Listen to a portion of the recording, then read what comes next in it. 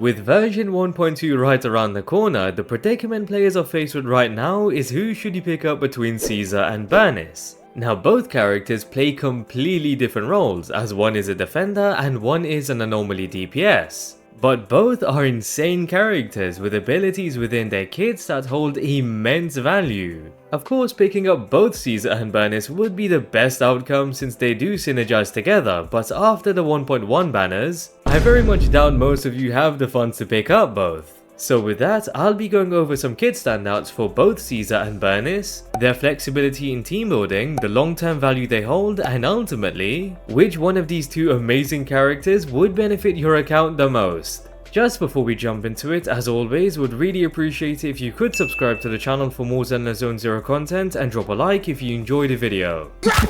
Now I'm gonna kick it off with the first one dropping out of the two being Caesar. As mentioned, Caesar is a physical defender and her kit is completely stacked with utility that allows her to be one of the most versatile characters in the game. The main aspect of Caesar's kit would definitely be the shield she can provide to allies. As stated in her core skill, Caesar is able to provide a shield through the EX skill, chain attack and ultimate, which lasts for 90 seconds. So if you aren't taking a ton of damage, the shield easily has 100% uptime, which you definitely would want since whilst the shield is active on Caesar's allies, not only will their anti-interrupt level be increased, but they will also receive a massive 1000 flat attack buff for the entire duration of the shield being active. Plus 5 extra seconds after the shield has been removed, just for the sake of it. Now the shield Caesar provides does scale off impact, meaning Caesar would also be quite good as a stun character, given she will be stacked with a lot of impact for those beefier shields. So just from Caesar's first core skill, she is able to stun enemies quite quick for a non-stun character, buffs the attack of allies by 1000 flat attack, provides a thick shield that negates damage and increases their anti-interrupt.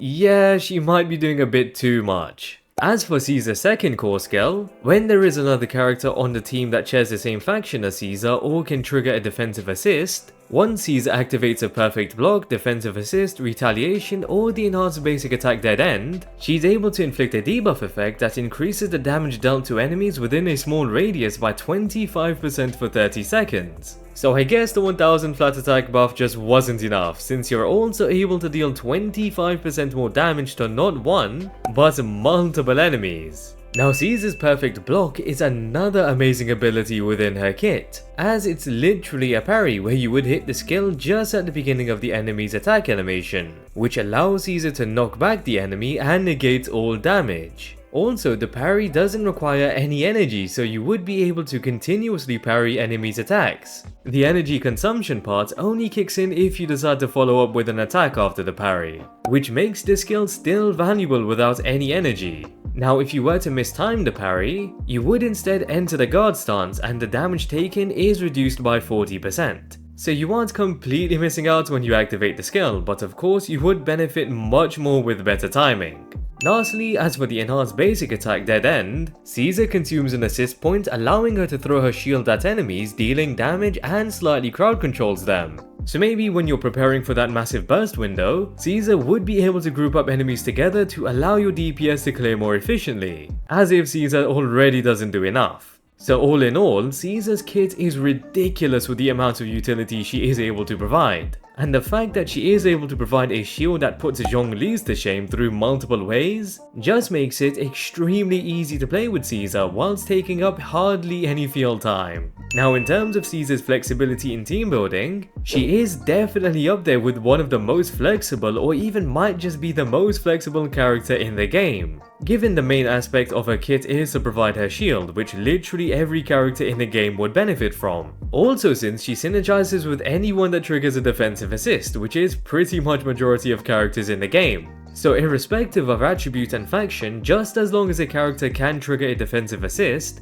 you would be able to slap Caesar right beside them. So duos like Ellen and Lycan, Soldier 11 and Lucy, and even Nekomata and Nicole would synergize very well with Caesar. Of course, I believe the best team would be Caesar, Jane and Burnice, since having 2 premium anomaly DPS characters along with a defender that is literally built like a one-man army is bound to cause a lot of havoc and fun, but there are still a ton of different team compositions that Caesar would be able to slide perfectly into, which ultimately makes her an extremely flexible character and allows her to hold an insane amount of long-term value for your account. Now moving on to our goofy and lovable flamethrower girl Burnice, which is going to be our second premium anomaly DPS. Now after Jane being such an insane anomaly DPS character, whether Burnice would be able to hold her own was definitely something to be considered. But after a few aspects of her kit being revealed, I can confidently say she does in fact hold her own and offers something completely different to the anomaly team.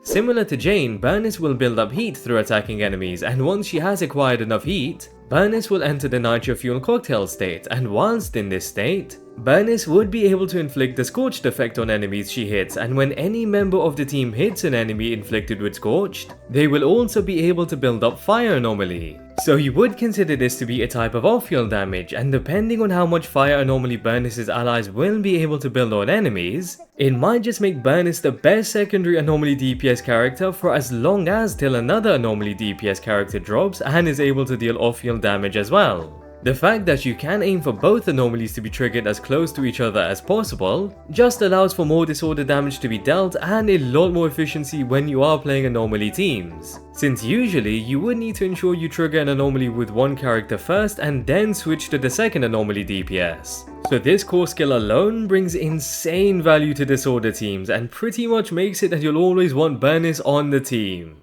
Now the core skill aside, Burnice has another notable feature within her kit that really stands out, and that would be her ultimate. When Burnice activates the ultimate, she launches into the air and rains down flames with both her flamethrowers. However, the best part about the ultimate is that you can instantly switch to another character to deal damage to the enemy that is already literally being cooked by Burnice. So you could also even consider this to be off-field damage, since Burnice stays up in the air for quite a bit, and I can only imagine the ultimate will be able to trigger burn very easily, meaning you would again be able to trigger both anomalies on the enemy near enough the same time. So Burnice is really just made to allow disorder teams to run a lot more smoothly and efficiently, which does make her extremely valuable. Now as for Burnice's flexibility in team building, it is a no-brainer that Burnice isn't going to be as flexible as Caesar, considering Caesar is pretty much a support character.